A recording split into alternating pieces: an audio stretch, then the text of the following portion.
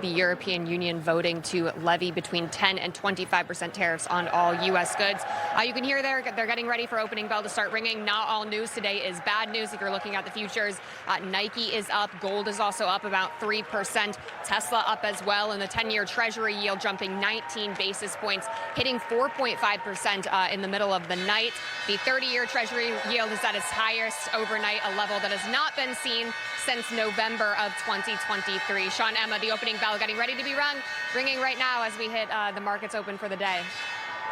Yep. A lot of different elements we're watching, and we can hear you just fine. Christina, thank you so much for that report. Let's welcome in now Tim Phillips, Director of Government Affairs and Global Strategies at Nestpoint, and Anthony Espacito, CEO and founder of Island Capital Investments. Welcome to you both. Tim, can we get your thoughts on what Christina had to say? Again, markets, really a roller coaster. That's sort of the best way to describe it. There's going to be turbulence, but for decades, China has practiced outrageous abuses on the trade front with the United States and the rest of the world.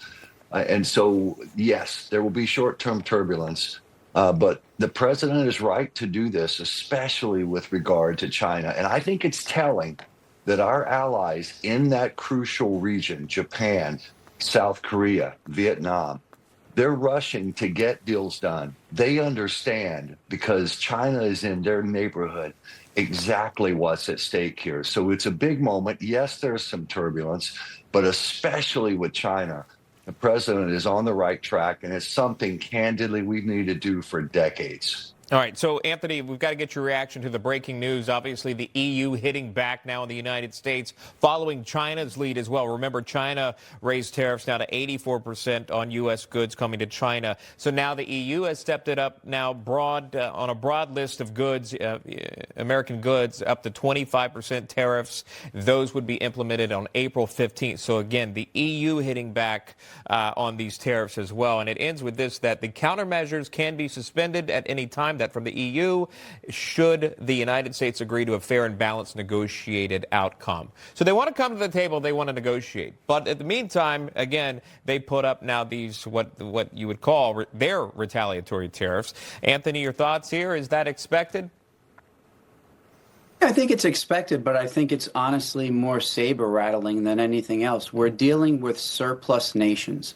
So whether we talk about the EU or we talk about China, who exports 5 times to us what we export to them, they need to come to the table at some point and create a fair trade agreement. This is about trade deficits, and trade deficits are something that need to come down. It's something that's been ignored by this country for decades, and it's contributing to lack of jobs in manufacturing in the U.S. It's contributing to a slush of U.S. dollars being sent out globally, and that's contributing to a weaker dollar and inflation. So there's a big puzzle here. President Trump is on the right track. Secretary Bessent could not be more on point with not only his data points and his view, but his poise in discussing and explaining exactly what the markets are doing, what the economic policies are doing, and the turmoil that's being created, and what the longer-term view looks like. So they can counter our tariffs, and they can say they're willing to come to the table, which they are, and they will,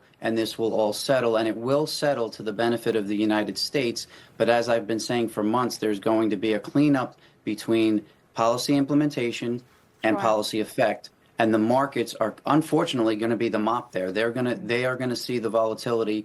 They are going to feel it. There are going to be big trades unwinding. There are going to be big resets, and the market is going to be kind of the tip of the spear with that noise. Yeah. The U.S., obviously, a huge producer of goods and, as we know, consumer of goods as well. So the president, no doubt, is the one picking up the phone when those countries are calling, trying to get a deal. The auto industry, though, has almost a different approach when you're looking at it from a U.S. perspective here. And I just wanted to share this headline. Auto tariffs are steering jobs back to the United States. Workers' unions, the Auto Workers Union, calling the tariffs a victory for American workers for ending the broken trades throughout the auto industry. Tim, what does this mean for the American worker? It's a continued realignment there. It was really impressive at the president's initial announcement of the tariffs that so many of the American Auto Worker Union members were in that audience and very enthusiastic. This is a continued realignment that President Trump is leading for a new Republican Party that's broader and deeper than certainly I've seen in my lifetime, and I've been involved as a Republican now since the 1980s. So it's a dramatic play. And it's important also to note, as this market turbulence is occurring, I think this is something those union workers are looking at. Energy production is up in the United States. Oil is headed below $75 a barrel. We're going to see really inexpensive gas by the summer and fall, I bet. The jobs report, 228,000 new jobs were created above expectations. So there are strong fundamentals on this economy. I do think the Republicans in the House and Senate especially have got to get their act together. They've got to get that big, beautiful bill done to extend the Trump tax cuts from 2017 and to eliminate taxes on tips. That's the next crucial step. Yeah, good point. And he put that on Truth Social this morning, to your point about getting that legislation passed in the House, really in Congress. Tim Phillips and Anthony Espacito, thank you both. We do appreciate that. Thank you. Thank you. A federal judge ordering the White House to restore the Associated Press's full access to cover presidential events. When we return from break, Judge Andrew Napolitano weighs in on that. You're watching National Report. We'll be right back. He loves the Constitution. He fights for what's right.